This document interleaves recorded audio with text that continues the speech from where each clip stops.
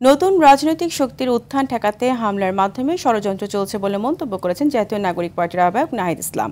সকালে জুলাই পদযাত্রার তৃতীয় দিনে সৈয়দপুরের জুলাই বিপ্লবের শহীদ সাজ্জাদের কবর জিয়ারত শেষে এবং উর্দুভাষী ক্যাম্প পরিদর্শনের পর তিনি এই মন্তব্য করেন। তিনি বলেন, ককটেল হোক আর বুলেট, সবকিছু নস্যাৎ করে এনসিপি এগিয়ে যাবে। জনগণের শক্তির উপর ভর করেই সংগ্রাম অব্যাহত থাকবে বলেও জানান নাহিদ।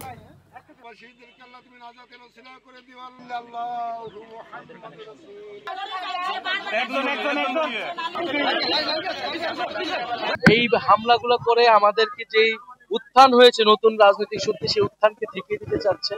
আমরা এর আগে ককটেল হামলাতে মামলা করেছি, কিন্তু আমরা কোনো ব্যবস্থা দেখতে পাই না। প্রশাসনকে বলবো আরো কঠোর হতে, এবং তরুণদের যারা আন্দোলনে অংশগ্রহণ করেছিল নেতৃত্বদের যদি এই নিরাপত্তা পরিস্থিতি হয়, তারা যারা আন্দোলন করছে শহীদ করে, তাদের নিরাপত্তা কে দেখবে? সাধারণ মানুষের নিরাপত্তা কে দেখবে? ফলে ককটেল হোক বুলেট হোক, সবকিছুকেই নস্যাৎ করে আমরা এগিয়ে যাব।